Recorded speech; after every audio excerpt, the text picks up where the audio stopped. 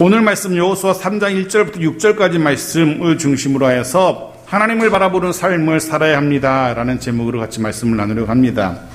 아마도 기억하실지 모르겠습니다. 이 말씀은, 여호수아의 이 말씀은 수년 전에 이미 한번 다루었던 본문이기도 합니다. 그렇게 다루었던 말씀을 중심으로 하고 내용을 뺄 건 빼고 더할 건 더해서 오늘 2020년도의 마지막 주일의 말씀으로 나누려고 합니다. 그렇습니다. 오늘은 다시는 돌아올 수 없는 2020년 마지막 주일입니다. 오늘은 여호수아 3장의 이 말씀을 중심으로 해서 하나님을 바라보는 삶에 대한 이야기를 같이 나누려고 합니다.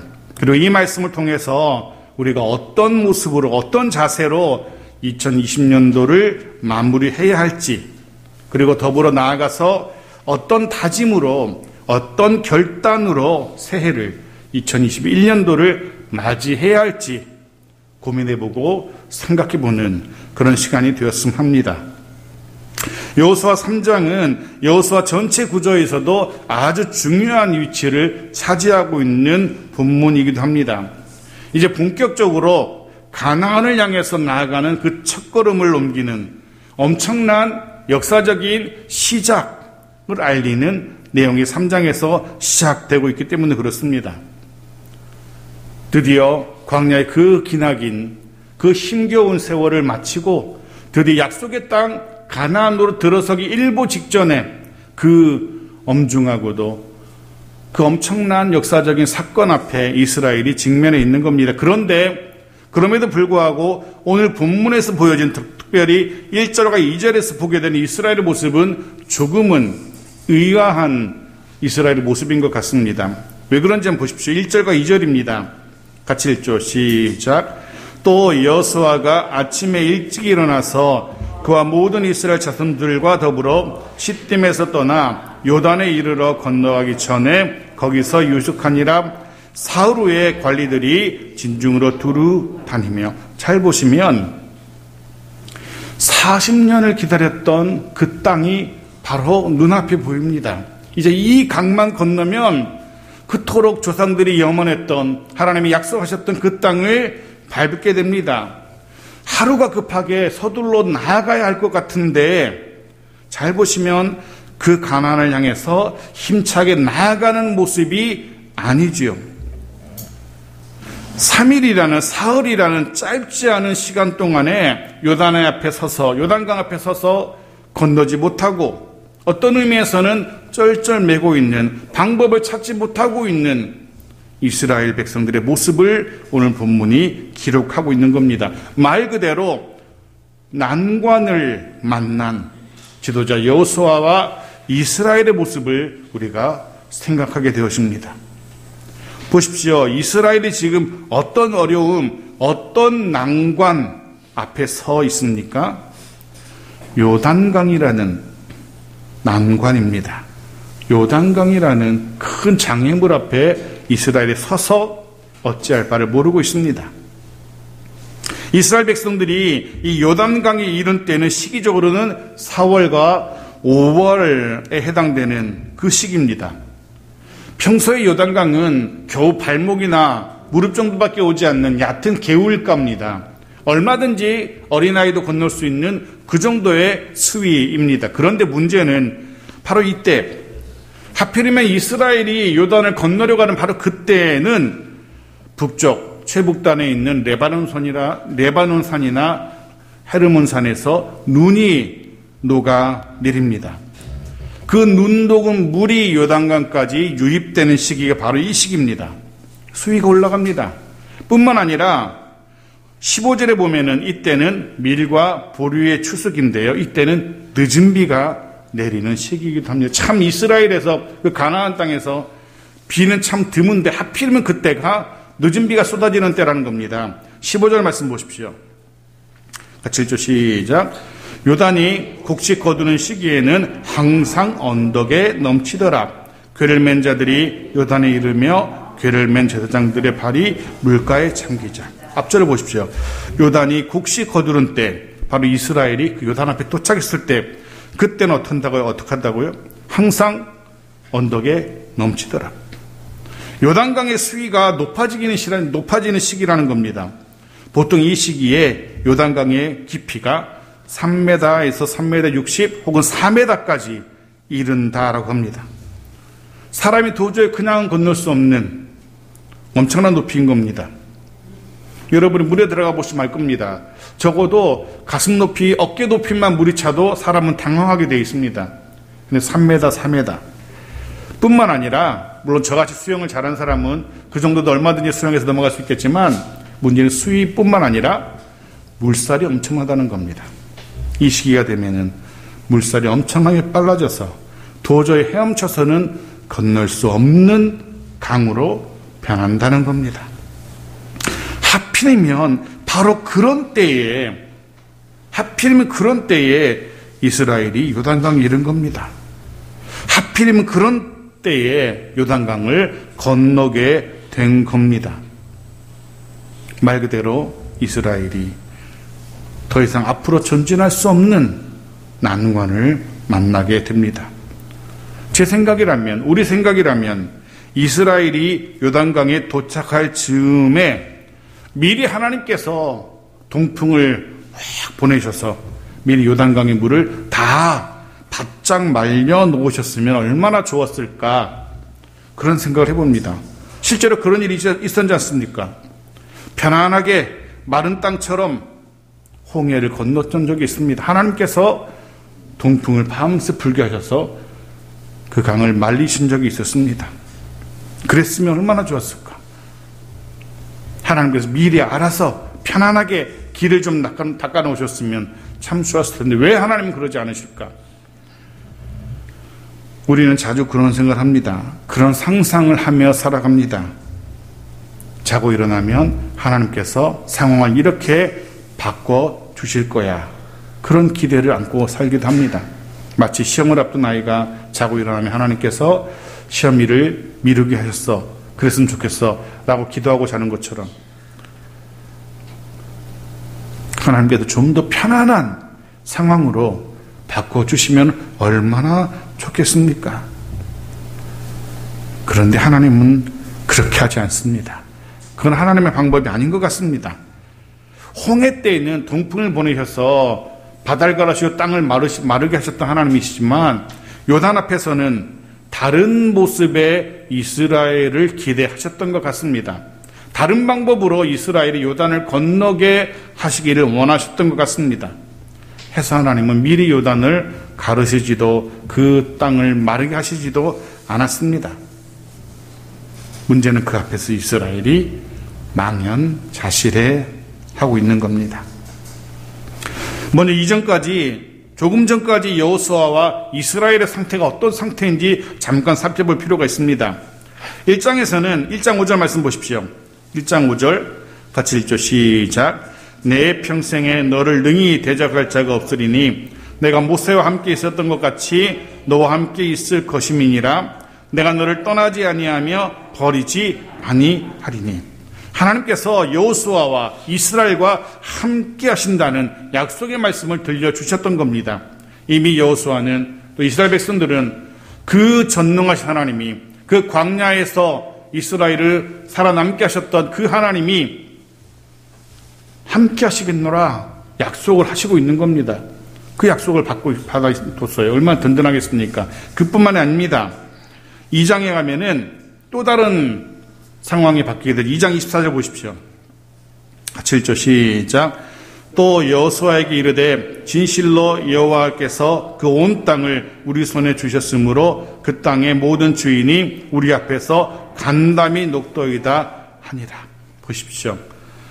이스라엘에 들어가서 싸워야 할 가나안 백성들, 그들이 싸움이 시작하지도 않았는데, 이스라엘이 요단강을 건너오지도 않았는데 이미 가나안의 백성들이 이스라엘의 소식을 듣고 이미 그 마음이 무너져 내렸다는 겁니다. 이 보고를 듣고 이스라엘의 사기가 하늘을 찌를 듯하게 됩니다. 생각해 보십시오. 가장 강력한 용사의 시인 하나님의 후원과 지지의 약속이 이스라엘에게 있습니다. 게다가 이스라엘이 싸워야 할 상대방은 이미 전의를 상실한 상태입니다. 말 그대로 거칠 것이 없을 것 같은 이스라엘 백성들입니다. 누구를 만나도 무엇을 만나도 다 이겨내고 어떤 일도 해낼 수 있을 것 같은 자신감으로 충만한 이스라엘과 여호수아의 모습, 그 자신감을 가지고 드디어 요단강 앞까지 행진해 온 겁니다. 그런데 그들 앞을 가로막고 있는 수위도 높고 물살도 센, 해서 도저히 건널 수 없을 것 같은 요단강 앞에서 이스라엘은, 그리고 여호수아는 주저앉게 됩니다. 당황스러운 이스라엘 백성들, 그리고 더 곤혹스러운 여호수아 지도자의 모습이 눈에 그려집니다.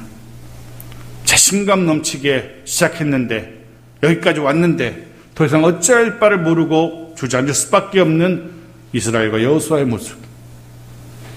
어쩌면 2020년도에 우리가, 이 시대가 그랬던 것 같습니다. 코로나 바이러스와 싸워야 했던 우리, 이 시대가 그런 상태였던 것 같습니다. 참 당황스러운 시기였고 참 난감한 시간이었습니다. 한 번도 싸워보지 않았던 적과 상대와 어찌할 바를 모르고 당황하게 그렇게 1년이 지나간 것 같습니다. 물론 그 바이러스뿐만이 아닐 겁니다. 그뿐만이 아니었을 겁니다. 크고 작은 수많은 어려움들을 우리는 직면해야 했습니다. 물론 이후로도, 오늘 이후로 앞으로도 비슷한 삶이, 크게 다르지 않은 삶이 우리에게 전개될지도 모릅니다. 여전히 2021년도에도 여러 난관들이 우리에게 다가올 겁니다. 마치 이스라엘이 요단강을 만난 것처럼. 자, 그렇다면 그런 난관을 만난 이스라엘 여호수아의 모습이 어떤 모습인지 살펴보려고 합니다. 본문은 먼저 그가 유숙함에 3일을 보냈다라고 기록하고 있죠. 3일을 그냥 지냅니다. 결국 짧지 않은 시간입니다. 그것도 막다른 길에서 다른 길을 찾아야 하는 그 답답한 입장에서는, 그것도 수많은 백성들이 자신만, 여호수아의 입만 바라보고 있는데, 그 상황 속에서의 3일은 결코 짧은 시간이 아닙니다. 그래서 그런 생각을 해봅니다. 이 3일 동안, 그 무엇도 할 수 없을 것 같은 그 3일 동안 백성들은 지도자만 바라보는데, 그 3일 동안 여호수아는 무엇을 했을까? 그런 생각을 해봅니다. 분명 아무 일 없다는 듯이 요단강 앞에서 텐트를 치고 마치 캠핑하듯이 그렇게 3일을 아무렇지도 않게 3일을 보내지는 않았을 겁니다. 그럼 어떻게 3일을 어떤 모습으로 보냈을까? 성경은 구체적으로 여호수아가 3일 동안 뭘 했는지는 기록하고 있지 않아요. 역사가 기록하지 않고 성경이 기록하지 않습니다. 그런데 이 본문의 앞뒤 문맥을 고려해 보면 짐작을 할 수 있습니다. 3일 동안 뭘 했는지, 3일 이후의 여호수아의 모습을, 그의 행적을 추적해 보면, 그 3일 동안 이런 일들을 했었나 보다 짐작하게 되는 거죠. 내릴 수 있는 결론은 그 3일은 여호수아가 참 지도자이신 하나님과 끊임없이 이야기하며 끊임없이 묻고 답을 들었던, 즉 하나님과의 만남의 시간이었을 것이다는 결론을 내리게 되었습니다. 우리로 말하면 하나님 앞에 선 예배의 시간이라고 할 수 있습니다.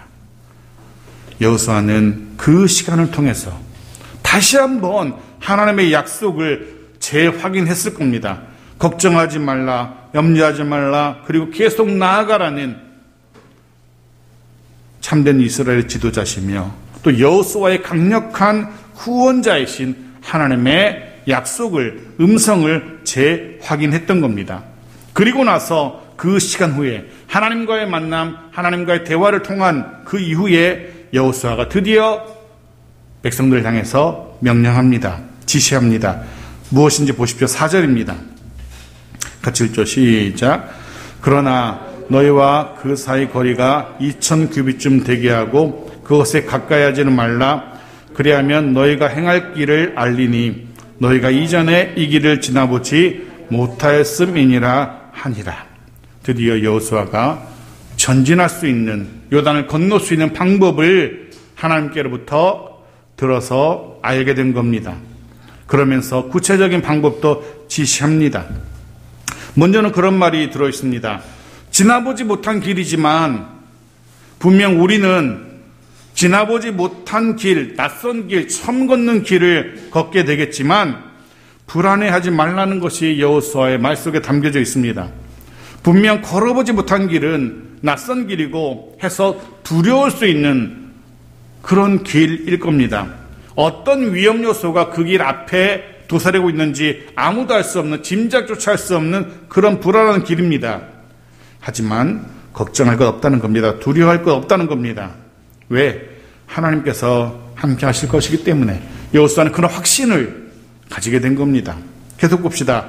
5절입니다. 같이 읽죠. 시작. 여호수아가 또 백성에게 이르되 너희는 자신을 성결하게 하라. 여호와께서 내일 너희 가운데서 기이한 일들을 행하시리라. 너무나 분명하게, 너무나 큰 확신을 가지고 여호와께서 내일 너희 가운데에서 기이한 일을 행하시리라 라고 선포하고 있습니다. 어떻게 여호수아가 이런 선포를 할 수 있습니까? 그 3일이라는 시간 동안에 여호수아는 하나님께로부터 이런 말씀을 들었던 겁니다.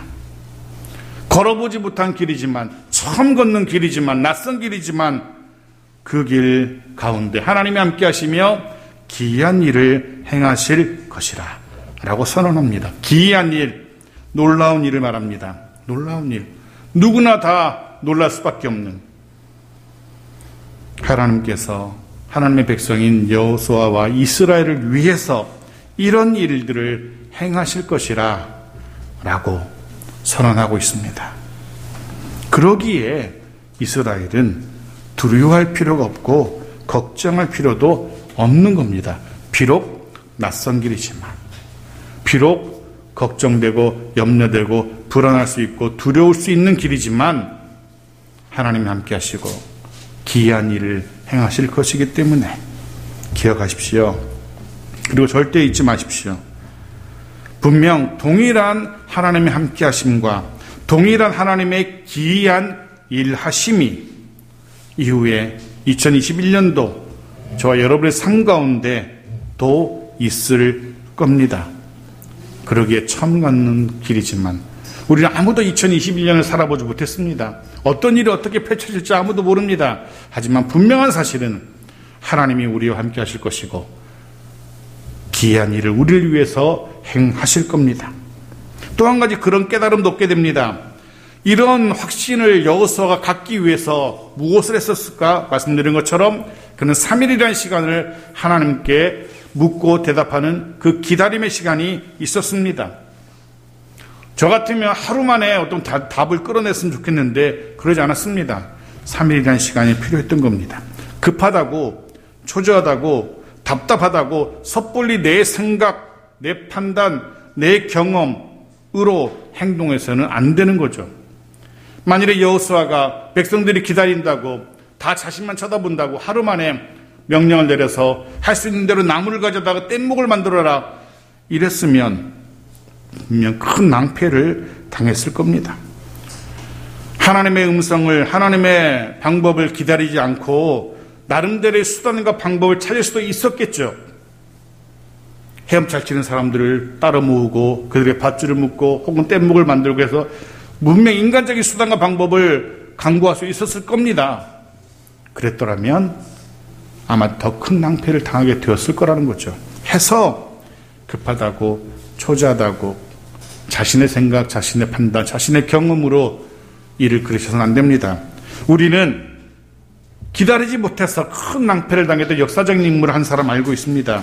사무엘상 13장 8절과 9절 말씀 보십시오. 같이 읽죠. 시작. 사울은 사무엘이 정한 기한대로 이레 동안을 기다렸으나 사무엘이 길갈로 오지 아니하매 백성이 사울에게서 흩어지는지라 사울이 이르되 번제와 화목제를 이리로 가져오라 하여 번제를 드렸더니. 보십시오. 하나님께서 세우신 사무엘을 기다리지 않고 왕인 자신이 사무엘이 드려야 할 제사를, 번제를 자신이 직접 드렸던 겁니다. 기다리지 못하고 그 불안한 마음에, 그 초조한 마음에 결국 이 일로 인하여 사울은 하나님께 버림을 받게 됩니다. 기억하십시오. 문제를 만나게 된다면, 어려움을 만나게 된다면, 난관을 맞닥뜨리게 된다면 가장 먼저 어떻게 해야 할 것인지, 내가 뭘 어떻게 해보려고 하지 마시고요. 하나님 앞에서 서서 예배하는 시간, 기도의 시간을 먼저 가져야 됩니다. 가장 먼저 서둘러 다시금 하나님 앞에 서는 그런 우리들이 되어야 됩니다. 그 앞에서 하나님의 말씀 기다리며 하나님의 방법을 기다리고 하나님의 인도하심을 기다리고 그 하나님의 인도하심을 신뢰해야 됩니다. 그럴 때에, 그렇게 하나님을 기다릴 수 있을 때에 하나님께서는 그런 우리를 위하여 기이한 일을 행하시게 되는 겁니다. 그런 2021년 복된 하나님의 인도하심과 기이한 일하심이 있는 그런 저희 모두가 되어지기를 간절히 축복합니다. 여호수아는 하나님과 만나는 예배의 삶, 기도의 삶을 통해서 하나님의 함께하심, 하나님의 기이한 일하심에 대한 확신을 갖게 된 겁니다. 그 확신을 가지고 백성들에게 계속 명령하고 있죠. 다시 한번 3절을 보십시오. 그가 명령한 것이 무엇인지 3절 같이 읽죠. 시작. 백성에게 명령하여 이르되 너희는 레위 사람 제사장들이 너희 하나님 여호와의 언약궤 매는 것을 보거든 너희가 있는 곳을 떠나 그 뒤를 따르라. 드디어 여호수아가 명령합니다. 그 뒤를 따르라. 그 뒤를 따르라. 자, 먼저 보시면 너희 하나님 여호와의 언약궤 매는 것을 보거든 그리고 그 뒤를 따르라.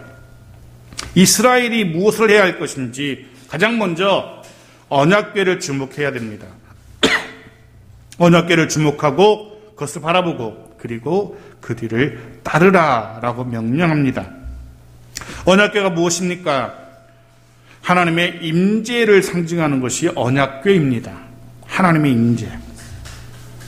바로 그 하나님을 바라보라는 겁니다. 언약궤를 보거든 하나님을 보거든 하나님을 보라는 겁니다. 그렇습니다.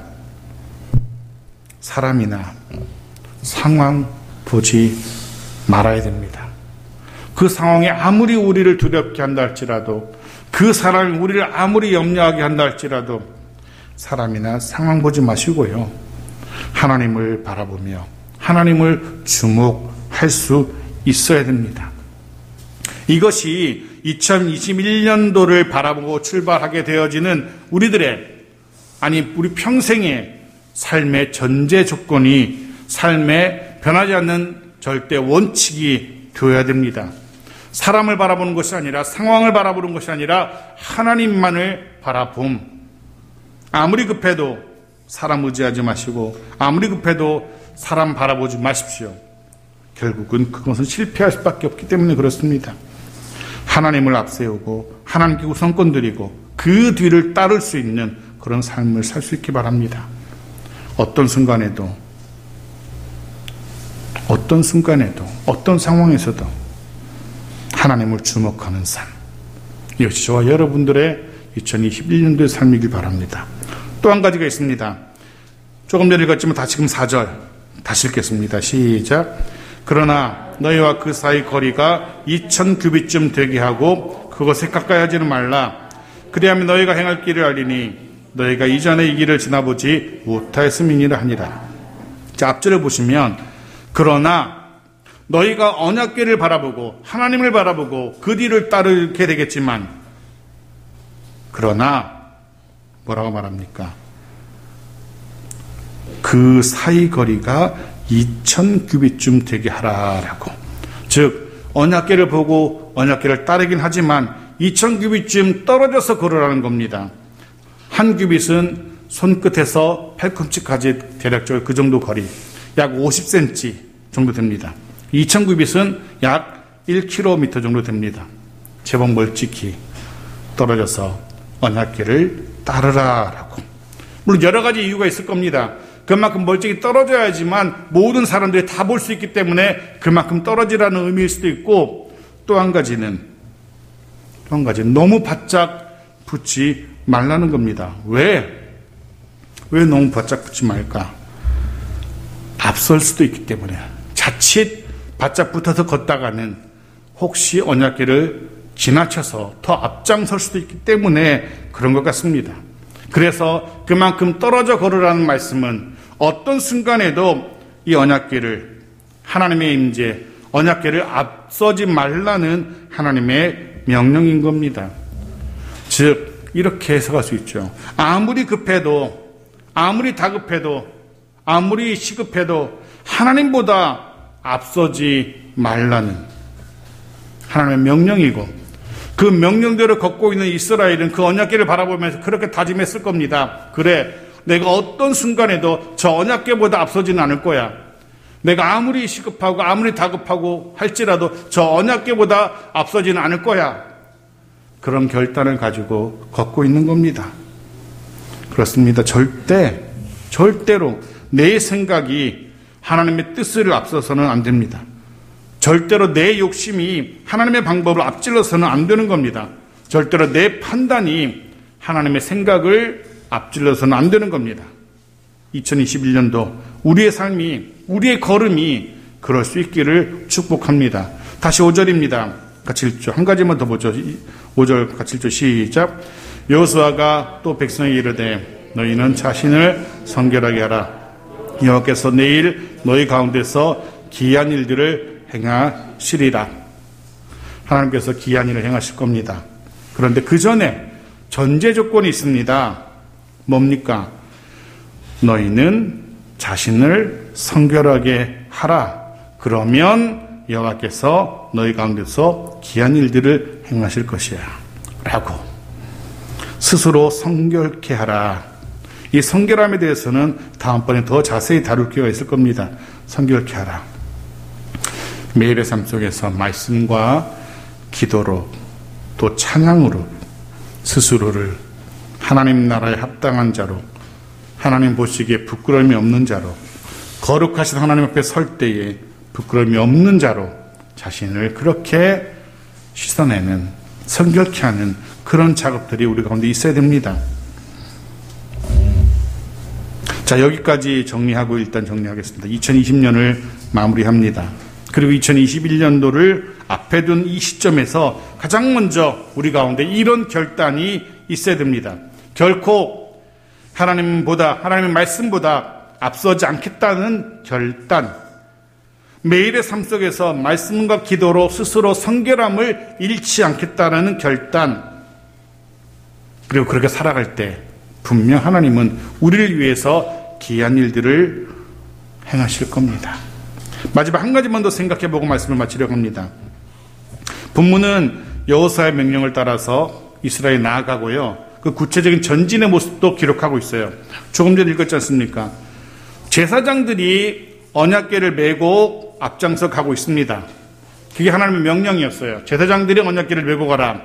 그런데 여러분들이 구약에 대한 사전 지식이 조금만 있다면 언약궤를 제사장들이 메고 앞서가는 것은 분명 좀 이상한데 왜 제사장들이 언약궤를 메고 저렇게 가지? 그것도 진의 선두에서 거기에 물음표가 떠올라야 돼요. 이런 겁니다. 민수기 10장 21절, 가장 먼저 왜 제사장이 메는 것이 이상한지 민수기 10장 21절을 이렇게 기록해요. 같이 읽죠. 시작. 고핫인은 성물을 메고 행진하였고 그들이 이르기 전에 성막을 세웠으며. 성물 누가 메고 갑니까? 고핫 사람들, 레위인들입니다. 즉 언약궤라든가 지성소의 성물이라든가 이런 거 메는 일은 제사장이 하지 않습니다. 제사장들은 미리 성막에 들어가서, 성전의 지성소에 들어가서 이렇게 성물들을 덮어요. 보자기로. 레위인들이 만지거나 보지 못하다 다 보자기로 싸요.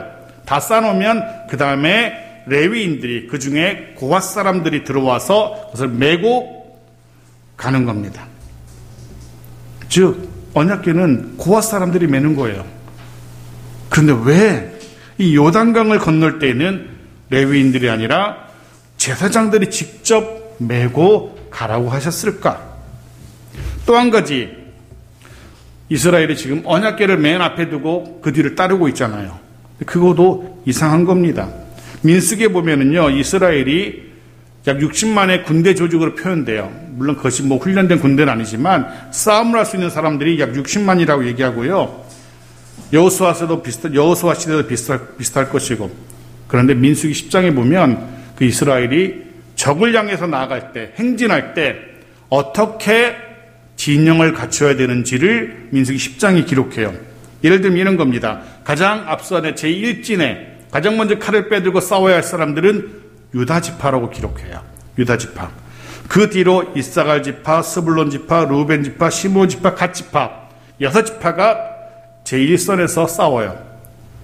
그리고 그 가운데 중심에 7번째 성막이 위치합니다. 레위인들이 맨 성막. 그리고 그 뒤로 나머지 6지파가 에브라임, 므낫세, 베냐민, 단 이런 나머지 6지파가 행진을 해요.